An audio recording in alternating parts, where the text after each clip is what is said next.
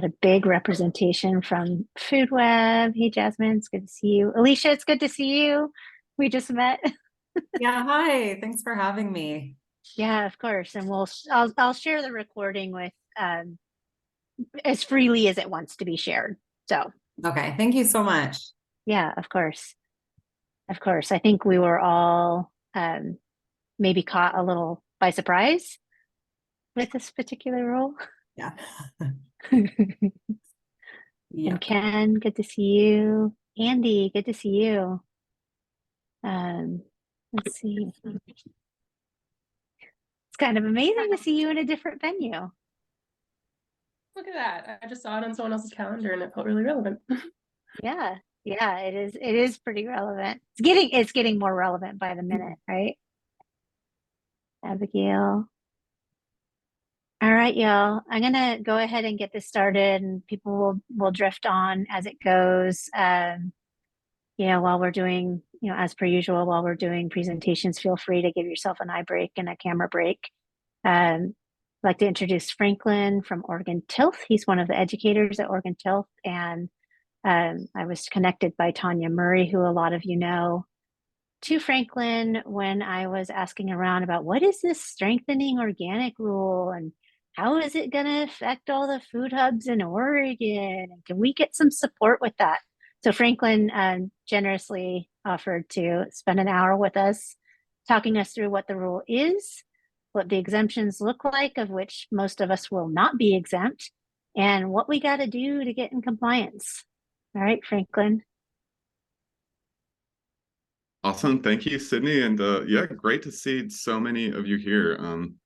We normally don't get the chance to just speak to a large group of people like this all at once. So it's nice to just, be able to share this massive amounts of information. And then I'm also waiting. There should be another Oregon Tilther joining momentarily too. But if she comes in late, her name's Lindsay, and she works kind of on the technical side of things, just really answering more of the tricky questions. So if we have any ones like that pop up, please feel free to throw them at us and we'll see what we can do. So yeah, I'll just dive right into it. First, I would just like to wish everyone a happy National Farmers Day. Like, very fortuitous that we're having this this conversation on National Farmers Day, just really about organic farming and organic agriculture. So I think that's just kind of cool. But I came up with a couple very, very short slides with not much text or anything like that.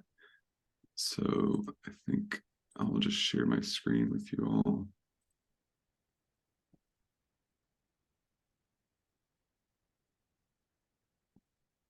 Let's see. You guys see that? Perfect. It's looking good. Okay, cool. One second. Oh man, now I need to. Sorry guys, Lindsay can't get in. Me too.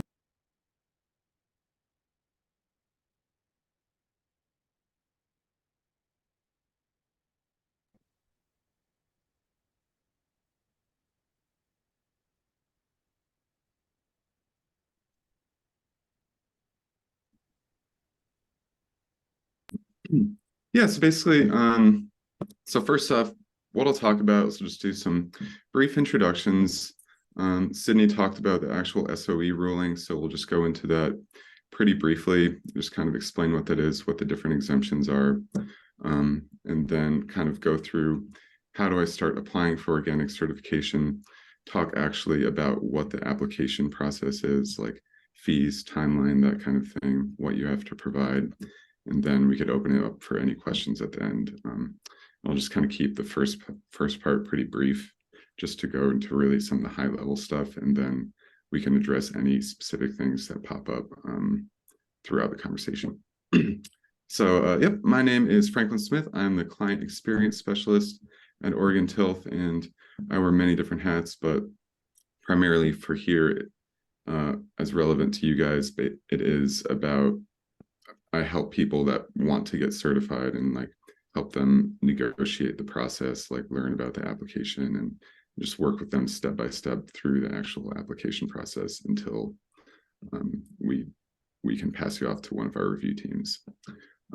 In Oregon Tilth, we are primarily an organic certifying agency, although we work with a number of other different certification standards like fair trade, salmon safe, be better, that kind of thing.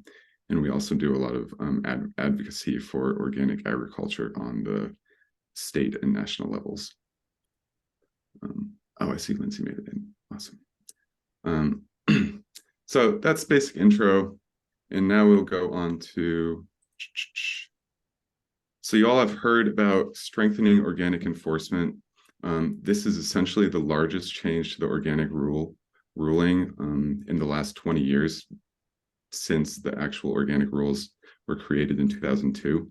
And it went into effect March of this year, and it'll actually be in full effect March 19th of 2024. So you all are definitely reaching out and getting this information at the right time instead of getting it in February of 2024 and scrambling around with like a month to go.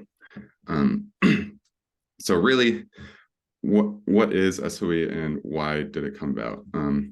Really, some of the main reasons that it came about was just to strengthen organic enforcement, organic oversight of the entire organic supply chain, just to be able to trace commodities around the entire supply chain and make sure that there's a lot more transparency there. Also really trying to reduce fraud in the whole system to make a lot of previously uncertified entities, handlers like yourself, become certified, so we can just have a lot more oversight and traceability in where all these organic goods are moving. So as it is quite a complex rule, we did create some resources to help different folks understand if they actually do need to be certified or not. This one up here, definitely don't expect you guys to read through all the text right now, and I think Sydney actually included this on the invite to in the Zoom invite, but we could send this along to you later. But this will just help you understand if you do need to be certified or not. And I think based off of our conversation, you guys would fall in either this E or F category, buy, sell, receive, store different products. So, and Lindsay helped, but this is basically Lindsay's brainchild too. And I don't know if you want to jump in here, Lindsay, and just say a couple words, because you could definitely articulate it better than I could. So. Well, thank you, Franklin. What we try to make it is we try to translate from like the legal document and how it's written and approved by Congress into what people could actually understand, and kind of like add in where the where like examples might be that would help you understand like where you would fall under. So instead of reading all of the comments, we kind of consolidated it onto a flowchart style to work through it. But yes. Yeah. And basically just distill it down. If you are handling or working with organic goods that are in their bulk packaging that are not in sealed or tamper evident containers, then you will need to be certified. That is kind of the distillation. There are many more nuances about that, and we can, if you have any specific use cases, we can dive into those later, but that's kind of the really high level view. Okay, so carrying on. So let's say you went through this matrix, you talked with me or Lindsay, and you found out that your food hub does need to be certified organic. What's your next step? So next step would be to essentially go to our website, or you could first shop around for different organic certifiers, because Oregon Tilth is not the only organic certifier out there, and we want you to make sure that you find the one that best fits your needs. So we encourage you to look around for different ones. If you do decide you want to go to Oregon Tilth, first step would be essentially to request an application with us. This would be just going online. You just go to our homepage, tilth.org, and if you hover above there, there's a little button that'll take you to request an application. This is the actual web page, and you just go through and fill out different information about your operation and what you do. I would then get that information and then send you a big old email with a lot of different helpful links to our terms and conditions, the organic standards, fee schedule, that kind of thing. And it will also contain our application for organic handling certification. And this is really the next step. After requesting application, you need to start filling it out. And as you're filling out this application, you're essentially filling out what we call in the industry your organic system plan. And this is really just a snapshot of all the organic activities that your operation does. So really what we're concerned about is just seeing how you maintain the organic integrity of the products that you work with from the time they come to your operation, everything that happens to them to the time they leave it. And this is what you'd want to start with the application. So you'd open up the folder, there's going to be like 15 different forms in there. Could seem a little daunting, but really what we always recommend to people is just to start with the H1, because this pickup will be later then. This is a handy checklist that will tell you all the other forms that you need to fill out in the packet. Oh, okay. And someone's not on mute too. Okay. Thanks for the heads up. We'll see you later. Bye. So basically, most of you would likely fall in this category too. So you just go through and see, okay, I need to do the H2, H3, H5, H6, H7, and then just sit down with it and really just fill out the questions as it applies to your operation. And if you have any questions on it, you can let us know throughout the entire process and be happy to, help clarify things. So, okay, I'm really speeding through things here, but basically, let's say you filled out this whole application, email it back to me, and now this would actually begin the whole certification process. Kind of what happens is I would receive the completed application, make sure you've got all your ducks in a row, signatures are lined up, that kind of thing. Then what we would do is we would pass you off to one of our review teams of 6 to 8 people who are an expert in your case, be experts in handling operations. They would do an initial review of the application, really just combing through it, making sure that they don't need any more information or clarification on things. That would help give them a really deep understanding of your operation to see if there's any, concerns around regulations or compliance. After the initial review, then we would schedule an inspector to come out and do an on-site audit of your operation. Really just observing and reporting and making sure that what you wrote in your application is actually the same as what's happening on the ground, and seeing if there aren't any additional concerns for compliance or regulation. They would then write up that inspection report, send it back to us, and then your review team would do a final review, matching up that inspection report with your organic system plan. And again, just really making sure that they don't need any more clarification or more information on any different things that are in your application. And then there would be corresponding with you throughout this whole process. So I always recommend to people really make sure you're checking your emails and your voicemails, because the longer that you wait to get back to us, just the longer the whole process takes. And we just, in the interest of everyone, you want to get it done much sooner than later, or as quick as possible. And the whole process takes generally around 3 months from the time we would get a completed application to when you would be fully certified. This can really vary though. That's just generally a ballpark figure. It could be a little more than that, just depending if it takes a while to get back to correspondences, like if your operation is complex, if we have difficulty scheduling an inspection, that kind of thing. So that's the 3-month timeline. That's one reason why I said better that we're talking now instead of beginning of February, because that would just leave everyone scrambling and would be quite a, it's going to be a madhouse. I'm just anticipating that. And last thing we'll just always like to point out to people is the fees. That's an important thing that everyone really wants to know about. So you'd pay 2 sets of fees every single year. You'd pay your certification fees and then your inspection fees. Your certification fees for your first year are $1,000 base certification fee, and we're actually waiving a $300 new client fee for all SOE applicants like yourselves, just to make it a little easier for everyone and just to kind of soften the blow a little bit, because we know this, like Sydney was saying, this just kind of came out of nowhere. So that's your first year, and then all subsequent years for your certification fees are based off of your gross organic sales from the previous calendar year. So if you make $1 million in sales, your fees will be more than if you made $10,000 in sales. And all that info is sketched out in the big introductory email I would send you. So that's your one set of fees. And then other set of fees are your inspection fees. This could really vary just based on your location, how long the inspection takes, travel time from the inspector, that kind of thing. But generally give people a ballpark figure of around $1,000 for that. Could be a little more, could be a little less, but it's really hard to know until the actual inspection is complete. So that does seem like a hefty sum of money. There is actually some government funding out there to help offset the costs. There is organic cost share, which you'd essentially submit your invoices, your paid invoices to your local farm service agency office, and you would get, I think, up to $750 back. So that does help a little bit. Okay, gave you guys the whole spiel right there. That was like very, very abbreviated.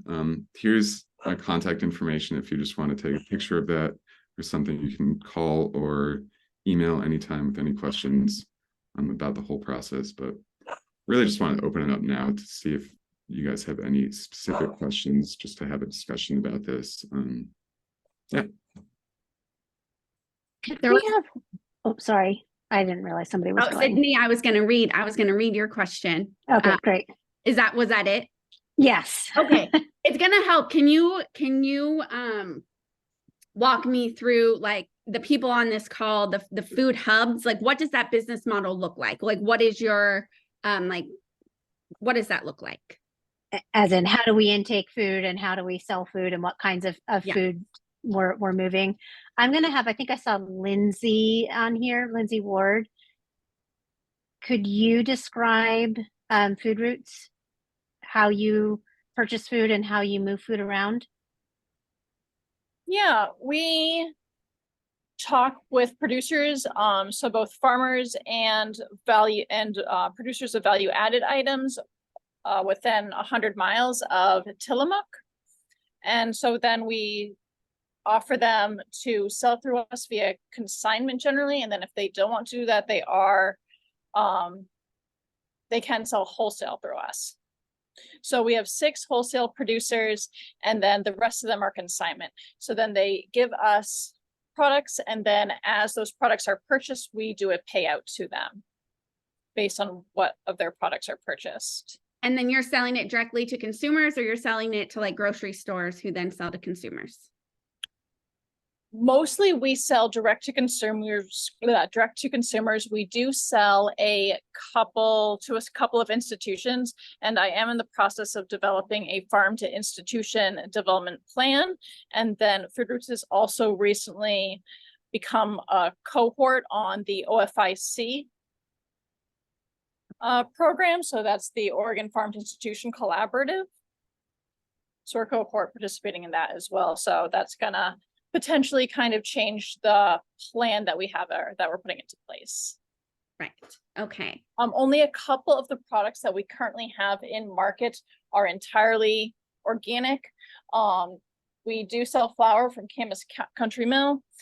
That's organic. And then the granola product of White Pines is all organic. Okay. So if we go back through to the flow chart or the certification matrix, Franklin. Let me share. So this at this point, I don't think would apply to us since we really don't sell all organic, and we definitely don't advertise that everything we sell is organic because it's not. Although I just wanted to attend kind of for informational purposes. Right. And it's awesome to understand. So essentially by removing, they've removed a bunch of exemptions from the current rule to the new rule. And so essentially they're eliminating the uncertified brokers. And so, and then they're kind of taking a step back and saying like most people need to be certified unless you fall under one of these 7 exemptions.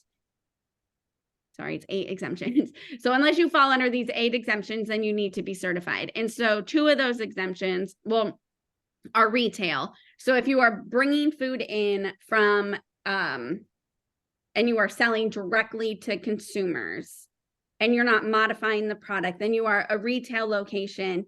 And so you would be exempt. And then you could have minimal processing, meaning that you can bring in an apple and sell an apple, or you can bring in an apple, cut the apple, and then sell it.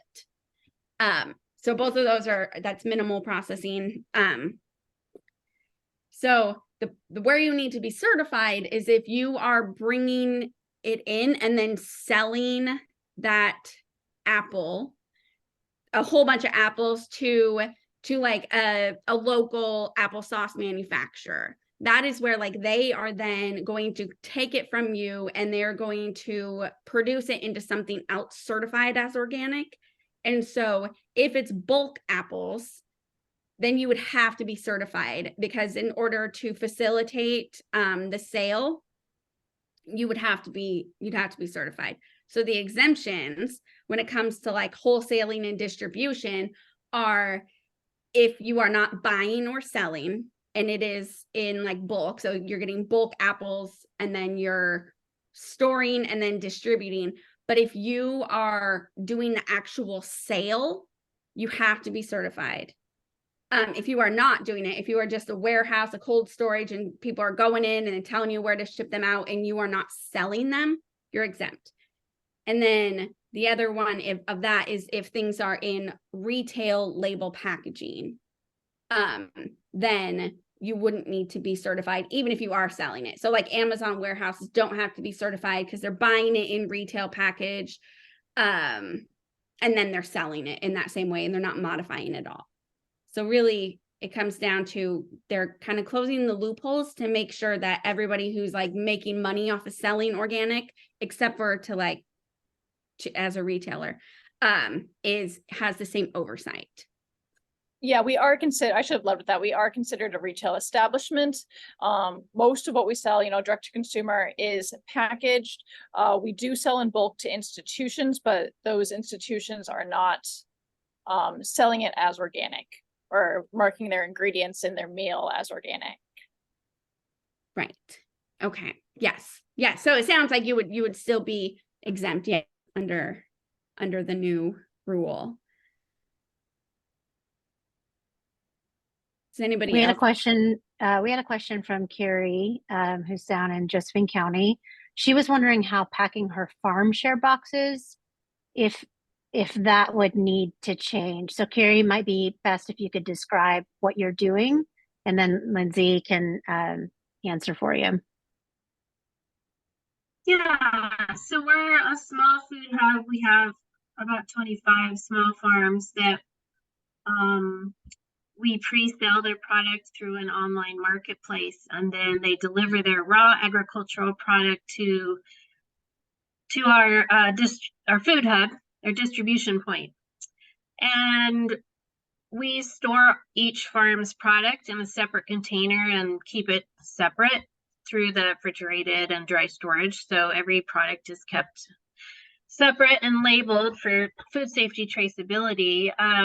But then when it comes to packing the boxes, we have some certified organic and some not certified organic that we're packing in one box for a farm share, kind of a diversified grocery box. I'm wondering, are we going to have to create some kind of packaging to keep those products separate as we pack a single box? Is this like unpackaged produce, or is this like packaged products? No, it's all raw. So it's all raw agricultural product. There's nothing packaged. Right. So I'm trying to think of like all the little caveats in my head before I'm gonna say, but it sounds like you need to be certified because that's not retail. That is like, if you go, sorry, I can't see the actual on tilth.org. We also have like, yeah, this thing, and then you can make it big and read it.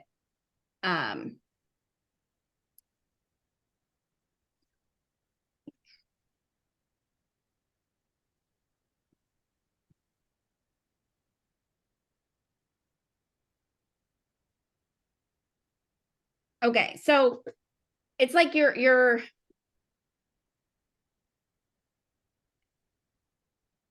acting We're as an aggregate distributor. Yeah, Uh-huh. we're an aggregate distributor. And we're building this, aggregated, diversified grocery box made up from farms in our area, some which are certified organic and some that are not. So some of our product is packaged, but most of it is not. right.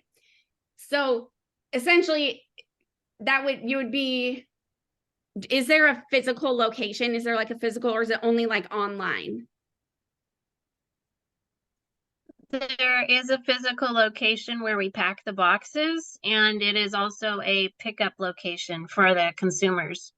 But we have 10 different pickup locations that we take those boxes to, but one is the distribution center. Okay, so it sounds like you would be a retail establishment just the same, and that you would, so there are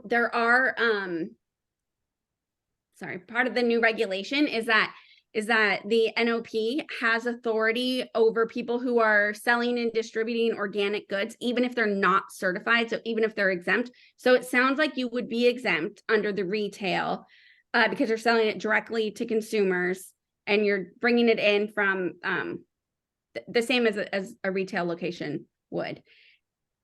But your records, you would need to have records for up to 3 years, at least 3 years, that show that that you're not contaminating or commingling the organic products. And so that when you get in organic apples and non-organic pears, that when you send it out, the organic apples are not commingled with the non-organic pears. So it would kind of be however you guys decide to do that. If you have like separators in the box, or like, it would just kind of have to be kind of up to you.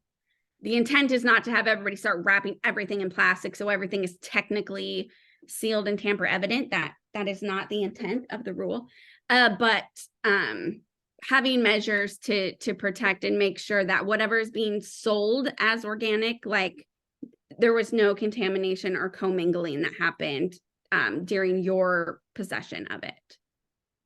So just be keeping records. Okay, well, I think it will end up impacting the volume of packaging that we have to put in that box. But it sounds like if we have a box liner and we put the non-certified product inside the liner and the certified organic product outside the liner, is that enough of a barrier to send it all to a consumer in one box? That would seem sufficient, but it depends on who your consumer is, because if somebody were taking those apples and making organic applesauce, that would be a problem because they could not receive it like that, because when they received it, it was not segregated. However, as far as as long as it's not a problem for your consumers, then it would be fine. And by a problem for the consumers, you mean, in Carrie's case, she's selling directly to retail consumers who are not then turning it into another certified organic product that they're needing to have a certified organic process for. Yes. They're consuming it themselves.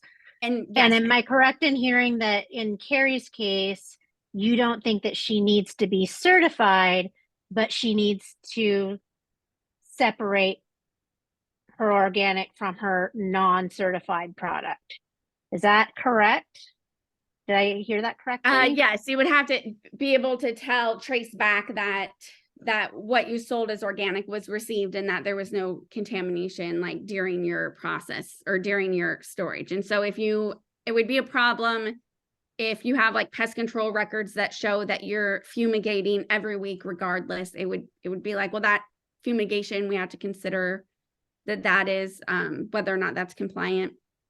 But if she's not certified organic, how does anybody know about this, I guess? So they would have okay, I see what you're saying. So they could go in.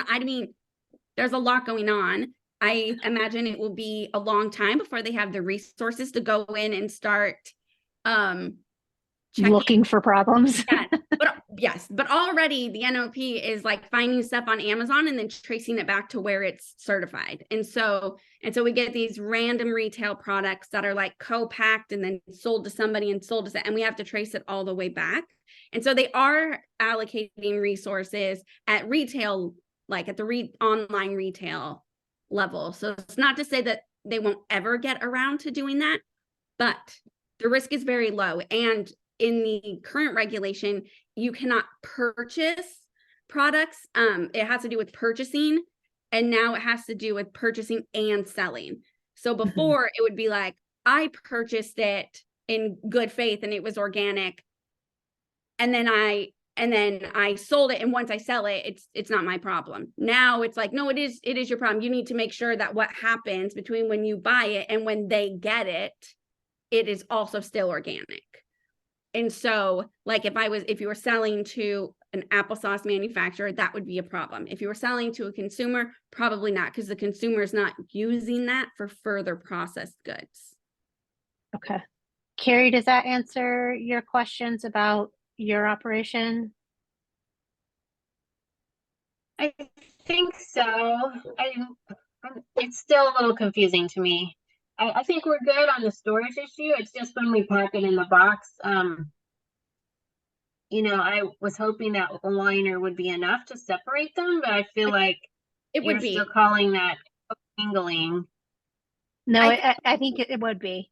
It would be, as long as it's going to the consumer, like directly to a consumer, and a consumer who is buying an organic apple in a conventional pear or whatever. Like if they touch anything, that's I don't think that's going to impact their understanding of what the products are that they're getting. Okay. Jasmine, I know you have a complex operation. Do you have any specific questions while we have a technical expert here? No, I think I just got them all answered, actually, and I'm exempt. That's amazing. Yeah, and I'm exempt. I was not thinking that I was exempt based off of reading that chart. It was confusing for me. I don't know if anybody else had.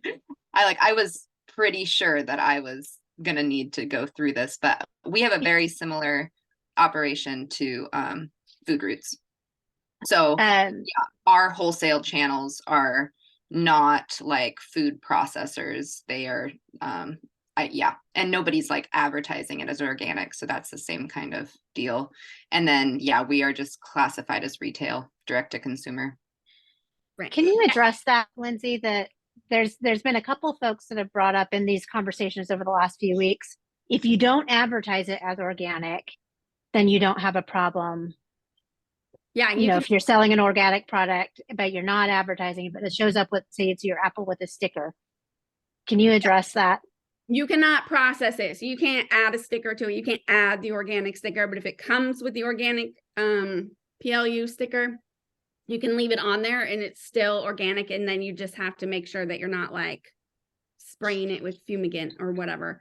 And then you can still sell it and it still remains. I think the thing is that you guys hubs could be distributors or they could be retail. So then it depends on who you're selling it to. If you're selling it to the final consumers, you are a retailer and you're exempt. If you are selling it to other businesses, then you are a distributor. And then that's where it kind of gets wonky. And then it's just like, is it in retail or is it in sealed tamper evident packaging? Is it retail labeled or bulk label? All of those. But if you're a retailer, meaning direct to consumer, it would be exempt. No matter what your dollar threshold that you are selling. So if you sold $10,000 of direct to consumer organic produce in one way, shape, or form, or organic whatever in one way, shape, or form, you would still be exempt because you are a retailer. A retailer, yes. So you're getting, but you still have to follow the practice because you still follow under NOP has jurisdiction over you, even if you're not certified as a handler. Right. And so you wouldn't be able to, right. Yes. Sorry. there's always, like the impact of who you're, yes. So that's where like fraud happens right now on a big scale. That's exactly where the fraud happens now, is that someone says, I'm bringing over 5 totes of grains from somewhere abroad.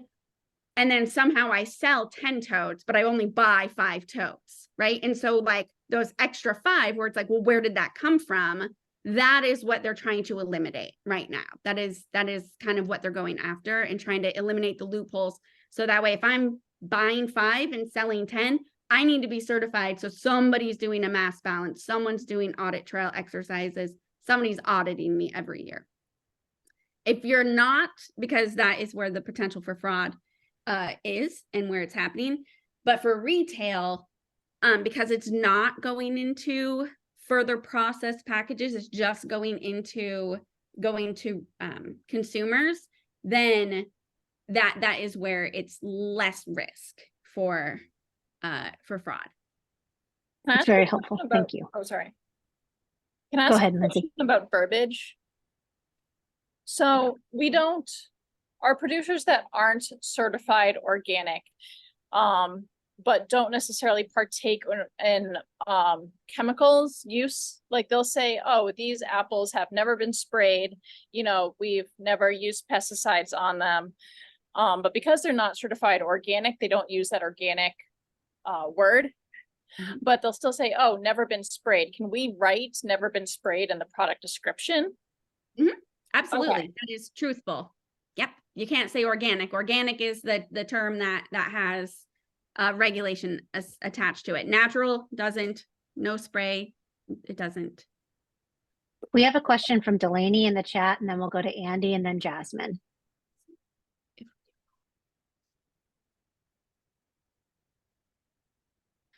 Yes, it's set on the side. It says, it's written on here. Delaney had a question about the flow chart. Right, on the flow chart, it says exemptions from certification 205.201 A through H. And then in that little green box on the top left, it must maintain records that demonstrate products identified as organic were organically produced, verified quantities received and shipped or sold, and must keep records for at least 3 years. So if you are bringing it in as organic and selling it as organic, you would just need to have records for at least 3 years. That would show that, like, I know that this was an organic farm. Here's their organic certificate. Have records that, like, I brought in this much and then I sold this much. That is it. For our folks that say might bring in organic product and not sell them as organic, that whole record keeping thing then becomes not an issue. Is that correct? I'm asking specifically because we have a lot of small folks who work with, you know, might work with a really large farmer that's doing organic, but they bring in a small amount of it and they just have it on their online marketplaces and they may not be advertising it as organic. Do they need to go through this record keeping hiccup if they're not advertising or selling it or promoting organic in any way?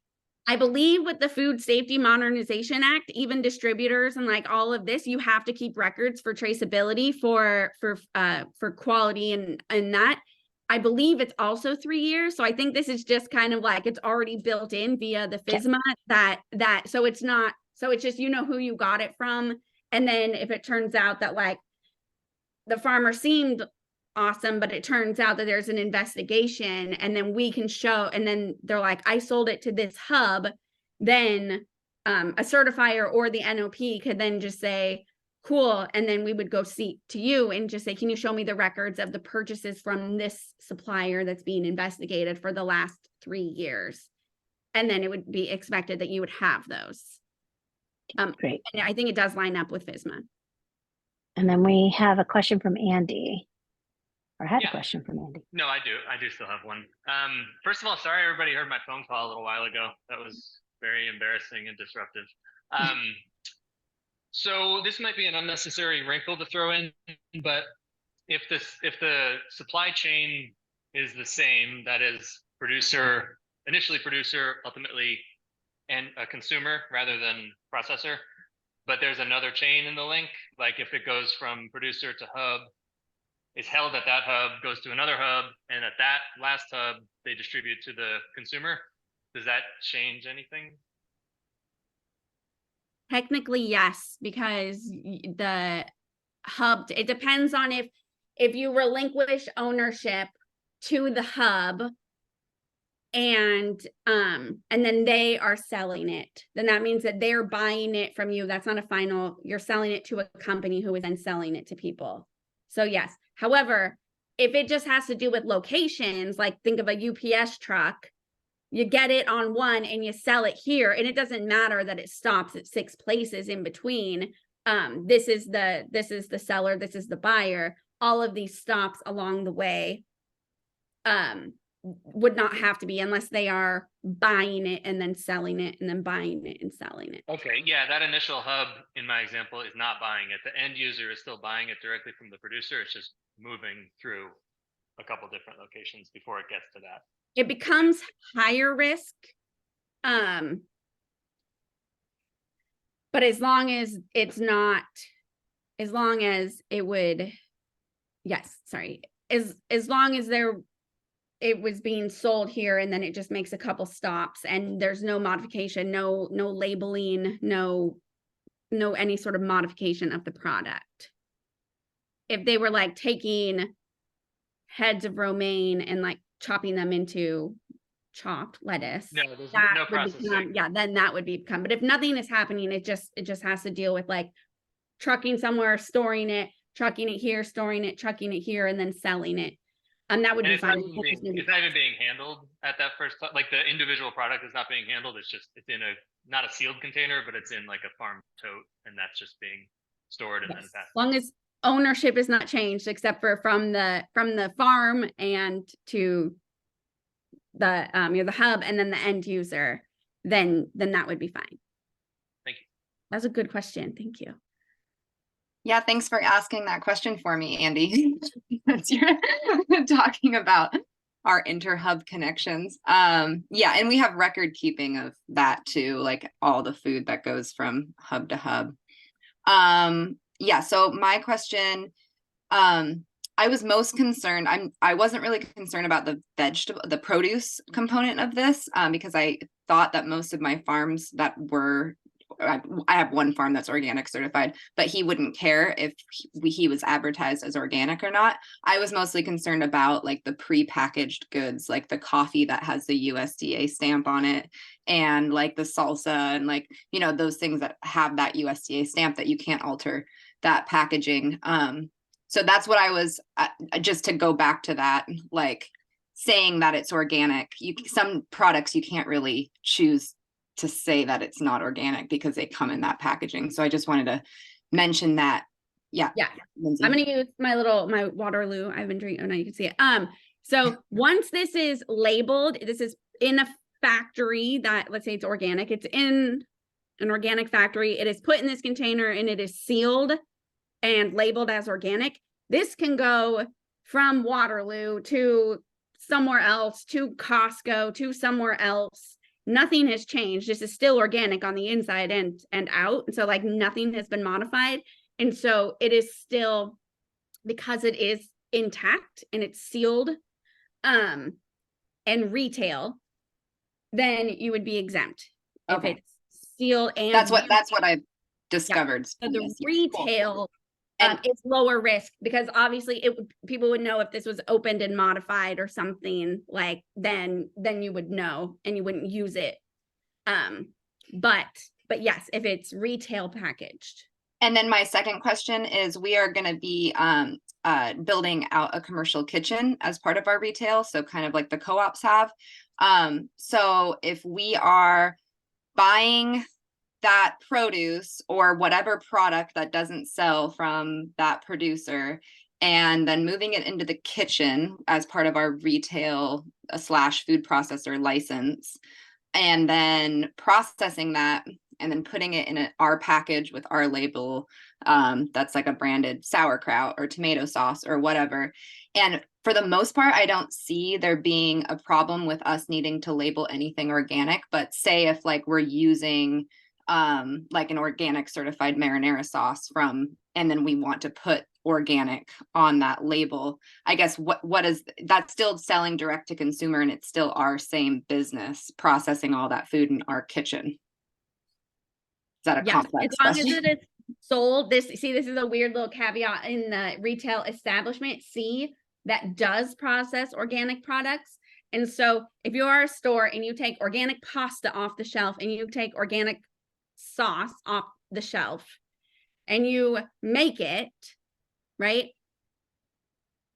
You can process it at the point of final sale, and then that would be exempt.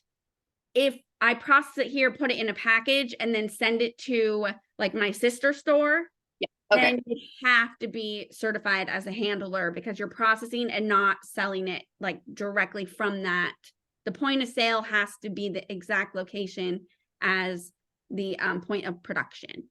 Perfect. That is what it would be. That's great to know. Thanks so much, Lindsay. Yes. And there is like the other caveats where you can just say that like you wouldn't be able to say this is organic spaghetti. You can be like, it's spaghetti made with organic noodles and sauce. And then you just wouldn't be able to put like the little USDA seal on it. Perfect. Thanks. For the exemption threshold, if you're selling, do retail packaged products count towards the exemption sales threshold? So if you were selling both produce and retail packaged products, which you would be exempt if you were just selling retail packaged products, does that count towards your overall threshold, or is it really only non-exempt products that would be counted towards your threshold? It could work that like the retail packaged products are an exempt part of your operation.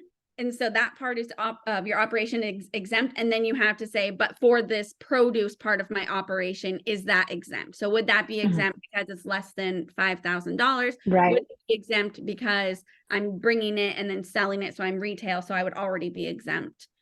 But the 5,000 is really for like really small scale.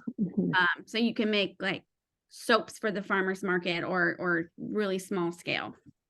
We definitely have some hubs that are probably right around there, which is why I'm asking that nitpicky question, because some of them might be over that threshold if they're counting their retail packaged goods and under it without that.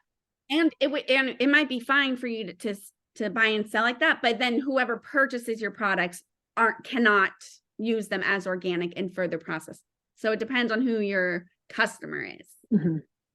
Great. That is really helpful to focus on that customer. Know who your customer is in this because if you're selling it to someone who's using it, you're retail. If you're selling it to someone, it turns out that they're using it for something else, then that becomes a bigger you lose the exemption. But if you imagine, like, let's say you get like a 50-pound bag of flour at Costco, right? And then you're like an organic bakery. And so you are getting a 50-pound bag at Costco. That is retail packaged. And so it's going to say the brand, it's going to say the flour, and it's going to say certified organic by, and it's going to have the handler statement. And so in that way, even though Costco is selling it to somebody who's going to further manufacture, it is retail packaged. So it still falls under the exemption. Great. We have a question about organically grown. When you're not advertising your organic certified produce as organic, can you say organically grown? It is risky. It is risky. If it's not organic, then it's not organically grown. It could follow the practices of organic, but organic is specific for food. Organic is specific to the certified, to being certified. Great, thank you. What other questions do we have for Lindsay and Franklin while we have them here?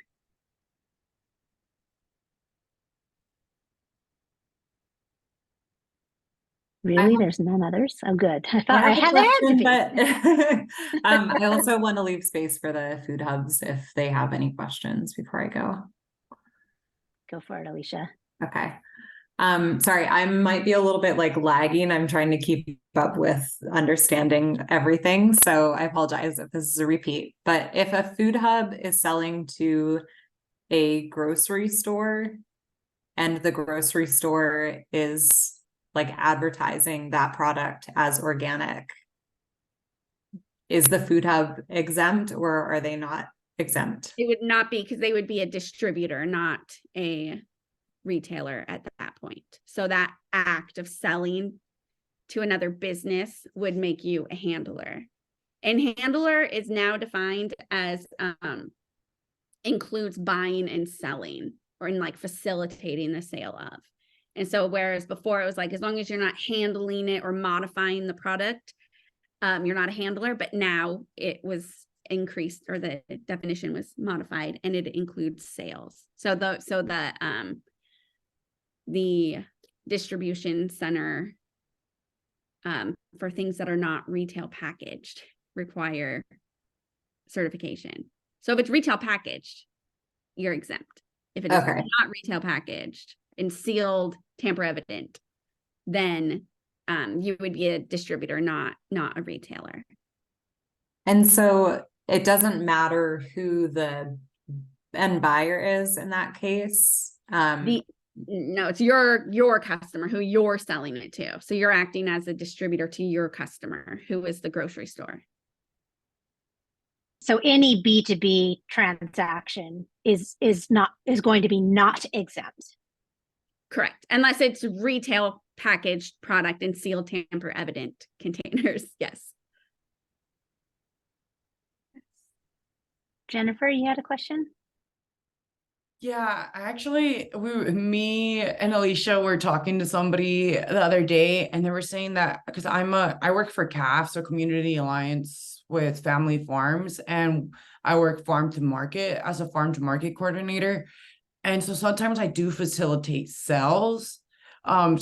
Thankfully, right now I'm not facilitating any organic sales, but my question would be like in the future, if I help facilitate an organic sell, like between an organic farmer and I connect them to an organic food hub or just to any market, does that mean that CAF would have to be certified? I think that's where me and Alicia got kind of confused. As a broker, you would have to be certified if you were brokering the transaction. However, if you're providing like a community service and you're not getting paid for the transaction, then you're exempt. Yes, because you're not getting paid. You're not. Yeah, no, we're a nonprofit, so I don't make any money out of it. Right.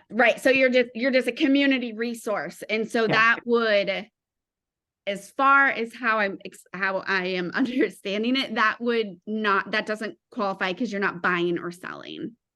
Okay. Facilitating, but in a helpful way, not in a transactional way. You're brokering the relationship. Would that be the fair description of what you're doing? Is you're brokering that relationship between your producer and your buyer, but you at no point are taking funds from your, taking product or taking funds from anyone. You're just relationship. Yeah, I'm just like relationships. So I'm making connections with buyers, and as I make connections with farmers, if those farmers meet the buyer's demand, then I'll connect them. But I'm at no point taking any money. So I think maybe that's where he got confused, because I never made it clear. I never addressed that I'm not making any money out of it. Because I was like, oh, this might be a potential issue for CAF, but no, at no point does CAF make any money off of it. And it would become, if the store you were in the middle of, if the store was like, well, I get it from CAF, and then it's like, and then CAF gets it from the farmer, it would have to be that the store is getting it directly from the farmer, and they're not, you're in the background, but you're not a part of the transaction. Yeah. And so if they're like, I get it from CAF, and they're like, that's who I get it from, then it would be like, well, then that's your supplier. But if it's clear that you're not part of the transaction, then it would be exempt. All right, thank you. But then all sales records would have to go straight from the farm to the store. Yeah. Yes. Yes. Good Thank you. questions, y'all. We probably have time for one or two more. Does anybody have any?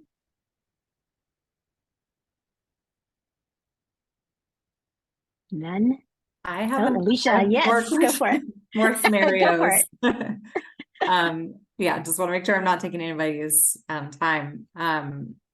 So if I'm a food hub, I thought I heard this come up earlier, but so if I'm a food hub that buys from certified organic farmers and then I sell that product to an institution like a school or a hospital, what do I have to do?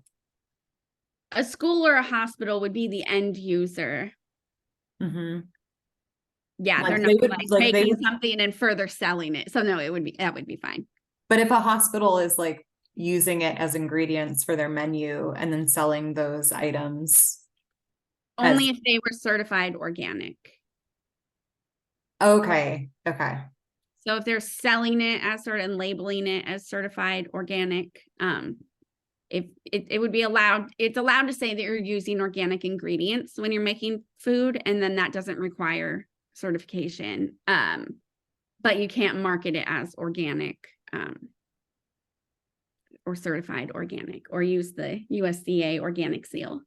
So it would be the same thing as like a restaurant, like if they were selling to a okay. So it's only Yeah, even though you're selling to a restaurant who's selling to a person, like you're selling to the restaurant is the end user. Okay.